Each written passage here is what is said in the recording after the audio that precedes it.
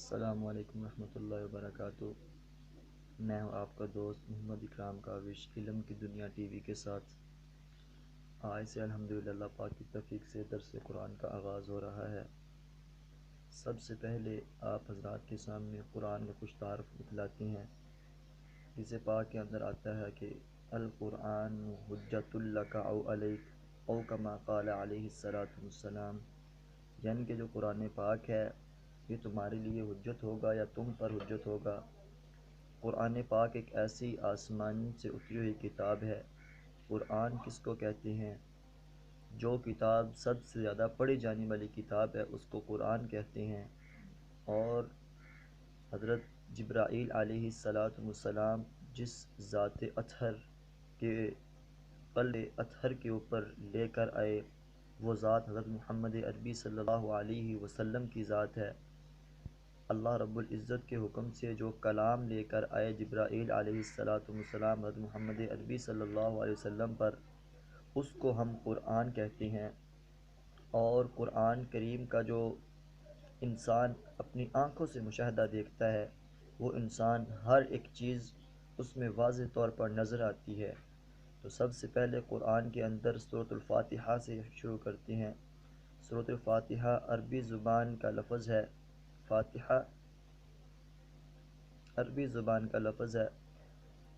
الفاتحہ تو قرآن مجید میں ترتیب کے لحاظ سے پہلی صورت ہے جو حضرت محمد صلی اللہ علیہ وسلم کی زندگی کی مکی دور میں نازل ہوئی۔ اس کی آیات کی تعداد 7 ہے۔ یہ انتہائی اہم صورت ہے اور ہر نماز میں پڑھی جاتی ہے، اس کے بغیر نماز نہیں ہوتی۔ جب اس صورت کا نزول ہوا تو آپ صلی اللہ علیہ وسلم مکہ کے اندر تھے۔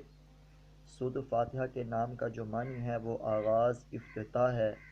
اس کے بہت سے اور نام آتے ہیں، ام الکتاب، ام القرآن اور کلید وغیرہ۔ یہ جو صورت نازل ہوئی تو اس وقت نبوت کے ابتدائی سال تھے۔ اس صورت کی جو اعداد ہیں وہ 1 ہے اور پہلے پارے کے اندر یہ صورت ہے، اور اس صورت کی جو آیات کی تعداد ہے وہ 7 ہیں، اور اس کے اندر کوئی سجدہ نہیں۔ اس صورت کے جو مکمل الفاظ ہیں وہ 27 بنتے ہیں، اور اس صورت کے جو مکمل حروف ہیں وہ 140 ہیں۔ تو یہ قرآن پاک کے آپ حضرات کے سامنے سورۃ الفاتحہ کے بارے میں کچھ اہم باتیں دریافت کی۔ اب مزید اس کی تفصیلاً آپ سے بات کرتے ہیں۔ اس کا نام الفاتحہ اس کے مضمون کی مناسبت سے ہے۔ فاتحہ اس چیز کو کہتے ہیں جس سے کسی مضمون یا کتاب یا کسی شے کا افتتاح ہو۔ دوسرے الفاظ میں یوں سمجھیں کہ یہ نام دیباچہ اور آغاز کلام کے ہم معنی ہے۔ اسے ام الکتاب اور ام القرآن بھی کہا جاتا ہے۔ اس سورت کے متعدد نام ہیں: فاتحہ، فاتحۃ الکتاب، سورۃ الکنز، کافیہ، وافیہ، شافیہ، شفا، سبع مثانی، نور، رقیہ، سورۃ الحمد، سورۃ الدعاء، تعلیم المسئلہ، سورۃ المناجات، سورۃ التفویض، سورۃ السؤال، فاتحۃ القرآن اور سورۃ الصلاۃ۔ مختلف نام جو آپ حضرات کے سامنے پیش کیے، ان کی وجہ تسمیہ کیا ہے؟ سب سے پہلے اس کا نام سورۃ الفاتحہ ہے۔ ایک روایت میں وحی کا سلسلہ اسی صورت سے شروع ہوا ہے۔ دوسرا نام فاتحۃ الکتاب کیونکہ قرآن کریم اسی سے شروع کیا گیا ہے۔ تیسرا نام سورۃ الکافیہ ہے کیونکہ سارے قرآن کے مضامین کی بنیاد اسی میں لکھی گئی ہے۔ چوتھا نام سورۃ الکنز کیونکہ سارے قرآن کی دولت کا خزانہ یہی ہے۔ پانچواں نام سورۃ کافیہ یعنی نماز میں دوسری صورتوں کے بدلے میں اس کو پڑھنا کافی ہے، لیکن اس کے بدلے میں کسی صورت کو نہیں پڑھا جا سکتا۔ چھٹا نام آپ حضرات کے سامنے بتلایا سورہ وافیہ۔ جب یہ صورت نماز میں پڑھی جائے گی تو پوری پڑھی جائے گی، صرف 2-3 آیتوں پر اکتفا نہیں کیا جائے گا۔ ساتواں نام آپ حضرات کے سامنے سورۃ الشافیہ ہے۔ اس کو پڑھ کر دم کرنے سے بیماریاں دور ہو جاتی ہیں۔ بخاری شریف کی حدیث ہے کہ ایک مرتبہ سیدنا امی عائشہ صدیقہ رضی اللہ تعالی عنہا سے روایت ہے کہ ایک مرتبہ آپ صلی اللہ علیہ وسلم نے ایک قافلہ بھیجا میدان جہاد کے لیے، تو وہ جہاد کر کے واپس آیا، فتح یاب ہو گئے۔ انہوں نے ایک بستی کے اندر پڑاؤ کرنا تھا۔ جب وہ پڑاؤ کرنے لگے تو اس بستی والوں نے کہا کہ ہم آپ کو یہاں نہیں ٹھہرنے دیں گے۔ انہوں نے کافی اصرار کیا کہ ہم رات یہاں قیام کریں گے، صبح چلے جائیں گے، لیکن اس بستی والوں نے کہا کہ نہیں، ہم آپ کو یہاں نہیں ٹھہرنے دیں گے۔ تو اتفاقاً انہوں نے بستی کے باہر ایک جھونپڑی بنائی اور وہاں پر وہ رہے۔ اچانک وہاں کا جو بستی کا جو سربراہ تھا، جو بادشاہ تھا، اس کو کسی موذی چیز نے ڈنگ مارا، اور جس کی وجہ سے اس کی تکلیف کی شدت بہت زیادہ بڑھ گئی۔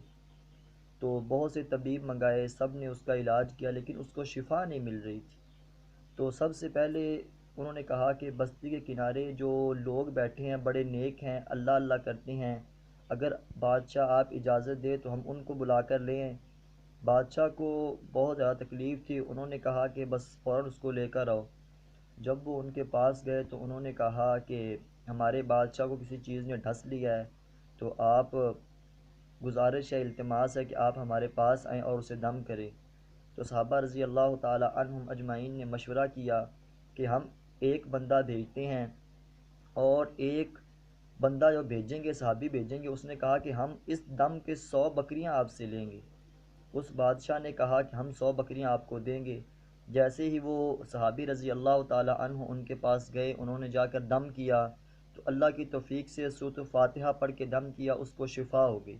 100 بکریاں لے کر اپنے ان کے پاس آئے، ساتھیوں کے پاس۔ تو انہوں نے کہا کہ یہ بکریاں ہم لے کر آ گئے ہیں، پتہ نہیں آپ صلی اللہ علیہ وسلم کو یہ بکریاں قبول بھی ہوں یا نہ ہوں، پتہ نہیں ہم نے ٹھیک کیا یا نہیں کیا۔ اسی کشمکش کے اندر آپ صلی اللہ علیہ وسلم کے پاس گئے، یہ واقعہ سنایا، تو آپ صلی اللہ علیہ وسلم مسکرائے اور کہا کہ اس میں سے میرا حصہ بھی نکال دو۔ تو اس بات سے علم معلوم ہوتا ہے کہ اگر کوئی بندہ دم کرتا ہے، تعویذ وغیرہ کا تو مکمل نہیں کہہ سکتا، ان کے بارے میں اختلاف ہے، اگر کوئی بندہ دم کرتا ہے اور اس کے وہ پیسے لینا چاہتا ہے تو وہ پیسے لے سکتا ہے، اس کے لیے یہ پیسے لینا جائز ہے، کیونکہ سیدنا امی عائشہ صدیقہ رضی اللہ تعالی عنہ کی حدیث اس کے لیے دلیل ہوگی۔ تو آپ صلی اللہ علیہ وسلم معاذ اللہ کو بھوکے ننگے نہیں تھے کہ فوراً ہی کہہ دیا کہ میرا حصہ نکالو، بلکہ یہ صحابہ کرام رضی اللہ تعالی عنہم اجمعین کی دل کی تسلی کے لیے کہا کہ میرے صحابہ کو یہ نہ ہو کہ ہم نے بکریاں نہ لی تو پتہ نہیں آپ صلی اللہ علیہ وسلم برا محسوس کریں گے، اس لیے آپ صلی اللہ علیہ وسلم نے کہا کہ میرا حصہ نکالو، کہ صحابہ کے قلب اور دل کو سکون ہو جائے کہ ہم نے کوئی برا کام نہیں کیا۔ اس لیے یہ ایک آپ حضرات کے سامنے واقعہ سنایا۔ سورۃ الشفا، یہ جو پڑھتا ہے اللہ پاک اس کو شفا ہر بیماری سے دور ہی دیتے ہیں۔ اچھا جی، اس کا 8واں نام سورۃ الشفا ہے، وجہ یہ ہے کہ اس سے شفا ملتی ہے۔ 9واں نام آپ کو بتلایا سبع مثانی ہے، کیونکہ 7 آیتیں ہیں اور نماز کی ہر رکعت میں ان کی تکرار ہوتی رہتی ہے۔ 10واں نام سورۃ النور ہے، اس کے بارے میں آپ کو بتلاتے ہیں کہ اس کے سارے مضامین نور ہی نور ہے، روشنی روشنی ہے۔ 11واں نام سورۃ الرقیہ ہے، کیونکہ زہر کے اتارنے میں یہ صورت کریمہ منتر کے کام کرتی ہے، یعنی دم کا کام کرتی ہے۔ 12واں نام سورۃ دعا ہے، کیونکہ اس میں بہترین دعا سکھائی گئی ہے۔ جیسے انسان کسی کے پاس جاتا ہے تو اس کو سب سے پہلے اس کی تعریف کرتا ہے کہ آپ بہت اچھے ہیں، آپ کا بڑا میں نے نام سنا ہے، پھر ان کے کام کے بارے میں کہتا ہے کہ آپ کی یہاں حکمرانی ہے، آپ، پھر وہ اس سے چیز مانگتا ہے۔ تو سب سے پہلے اللہ تعالیٰ نے طریقہ سکھلایا کہ سب سے پہلے میری تعریف کرو، پھر میری نعمتوں کو گنواؤ، پھر اس کے بعد مجھ سے مانگو۔ تو 12واں نام آپ کو بتایا کہ سورۃ دعا ہے، کیونکہ اس میں بہترین دعا سکھائی گئی ہے۔ 14واں نام سورۃ تعلیم المسئلہ ہے، کیونکہ بے شمار مسائل عقائد و اعمال کے اس میں موجود ہیں اور تمام مسائل میں اس میں بنیاد رکھی گئی ہے۔ 15واں نام سورۃ مناجات ہے، کیونکہ اس صورت کریمہ کا سارا مضمون بندے کے اپنے رب سے مناجات ہیں، یعنی ان سے دعائیں قبول کروانا ہے۔ 16واں نام سورۃ تفویض ہے، کیونکہ اس صورت کے کریمہ میں بندہ اپنے آپ کو بالکل اپنے رب کے سپرد کر دیتا ہے۔ 17واں نام سورۃ السؤال ہے، کیونکہ بندہ اس صورت شریفہ کی تلاوت کے وقت پورا سائل ہو جاتا ہے، یعنی سوال کرنے والا ہوتا ہے۔ 18واں نام ام الکتاب ہے، کیونکہ ہر آسمانی کتابوں کا جو ہر سال اسی میں ہے۔ 19واں نام فاتحۃ القرآن ہے، کیونکہ قرآن کریم کی ابتدا اسی سے ہے یہ نام، اور دوسرا نام فاتحۃ الکتاب ایک ہی وجہ سے ہے۔ 20واں نام سورۃ الصلاۃ ہے، کیونکہ نماز اس کے بغیر نہیں ہوتی۔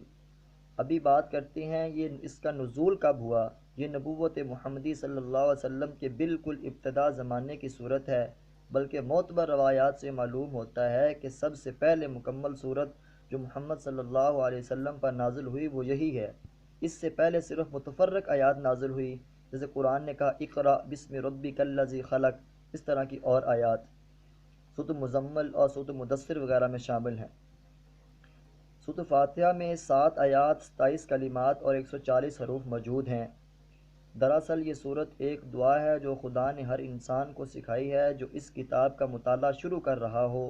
کتاب کی ابتدا میں اس کو رکھنے کا مطلب یہ ہے، اگر تم واقعی اس کتاب سے فائدہ اٹھانا چاہتے ہو تو پہلے خداوند عالم سے یہ دعا کرو۔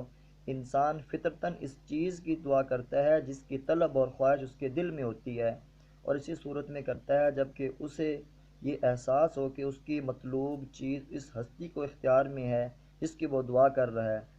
پس قرآن کی ابتدا میں اس دعا کی تعلیم دے کر گویا انسان کو یہ تلقین کی گئی ہے کہ وہ اس کتاب کی راہ راست کی جستجو کے لیے پڑھے، طالب حق کی ذہنیت کے لے کر پڑھے، اور یہ جان لے کہ علم کا سرچشمہ خداوند عالم، اس لیے اسی سے رہنمائی کی درخواست کر کے پڑھنے کا آغاز کرے۔ اس مضمون کو سمجھنے کے بعد یہ بات خود واضح ہو جاتی ہے کہ قرآن اور سورۃ فاتحہ کے درمیان حقیقی تعلق کتاب اور اس کے مقدمے کا سا نہیں بلکہ دعا اور جواب دعا کا سا ہے۔ سورۃ فاتحہ ایک دعا ہے بندے کی جانب سے، اور قرآن اس کا جواب ہے خدا کی جانب سے۔ بندہ دعا کرتا ہے کہ اے پروردگار میری رہنمائی کر، جواب میں پروردگار پورا قرآن اس کے سامنے رکھ دیتا ہے کہ یہ وہ ہدایت رہنمائی جس کی درخواست تو نے مجھ سے کی ہے، یہ ہے۔ بسم اللہ الرحمن الرحیم، شروع کرتا ہوں اللہ تعالیٰ کے نام کے ساتھ جو بڑا مہربان نہایت رحم کرنے والا ہے۔ حدیث پاک کے اندر آتا ہے کہ کوئی بھی کام جو بغیر بسم اللہ سے شروع کیا جائے اللہ پاک اس کے اندر برکت نہیں دیتے۔ تو انشاءاللہ قرآن کریم کی سورۃ فاتحہ کا آغاز کرتے ہیں۔ اعوذ باللہ من الشیطان الرجیم، بسم اللہ الرحمن الرحیم۔ الحمد للہ رب العالمین، تمام تعریفیں اللہ رب العزت کے لیے جو تمام جہانوں کا پالنے والا ہے۔ رب کہتے ہیں پالنے والے کو، تمام جہانوں کو جو پالنے والا ہے وہ رب ہے۔ اللہ تعالیٰ کی ذات کے علاوہ کوئی انسان کسی کو پال نہیں سکتا۔ ایک باپ ہوتا ہے، ماں ہوتی ہے، وہ اس کی پرورش کر رہے ہوتے ہیں، لیکن وہ ایک حد تک کرتے ہیں۔ جب ماں باپ گھر میں نہیں ہوتا تو اس وقت بھی جو اولاد کی پرورش کر رہے ہیں وہ اللہ پاک کی ذات کرتے ہیں۔ یہ جو رب انسان کو کہا گیا ہے کہ ماں باپ پالتے ہیں، ان کو رب کہہ سکتے ہیں یا نہیں کہہ سکتے؟ ان کو رب تب کہتے ہیں جب یہ ماں کے پیٹ کے اندر بچہ تھا، اس وقت تو ماں باپ اس کی پرورش نہیں کر رہے تھے، اس وقت تو اللہ پاک کی ذات کر رہے تھے، اس لیے کسی پرورش کرنے والے کو رب نہیں کہہ سکتے۔ رب اس ذات کو کہتے ہیں جو 7 اندھیروں کے اندر بھی اس انسان کی پرورش کرے، اور جب کوئی بھی انسان کا حامی و ناصر نہ ہو تو پھر بھی اللہ رب العزت اس انسان کی پرورش کرے۔ تو الرحمن الرحیم، بے حد مہربان نہایت رحم کرنے والا، یعنی الرحمن الرحیم کا یہ مطلب ہے کہ رحمان کی رحمت، اس کے ایک اور تفسیر ہے کہ اللہ رب العزت کی رحمت جو ہے وہ کافروں پر بھی ہوتی ہے، مسلمانوں پر بھی ہوتی ہے، ہر انسان پہ ہوتی ہے۔ کافر گناہ کرتے رہتے ہیں لیکن اللہ پاک کا رحم ہے، ان کو کھانا ملتا ہے، وہ دیکھتے ہیں، سنتے ہیں، چلتے ہیں، وہ شادی بیاہ کے اوپر جاتے ہیں۔ الرحیم کا مطلب یہ ہے کہ اللہ رب العزت کل قیامت کے دن صرف مومنین پر رحم کریں گے، کافروں پر رحمت کی نگاہ اٹھ جائے گی۔ پھر کہتے ہیں کہ مالک یوم الدین، وہ آخرت کے دن کا مالک ہے۔ ایاک نعبد و ایاک نستعین، ہم آپ ہی کی عبادت کرتے ہیں اور آپ ہی سے مدد مانگتے ہیں۔ جس ذات کی عبادت کی جائے اس ہی سے مدد مانگی جائے، اور عبادت کے لائق صرف اللہ ہی کی ذات ہے۔ اہدنا الصراط المستقیم، دکھلا دیجیے ہم کو سیدھا راستہ۔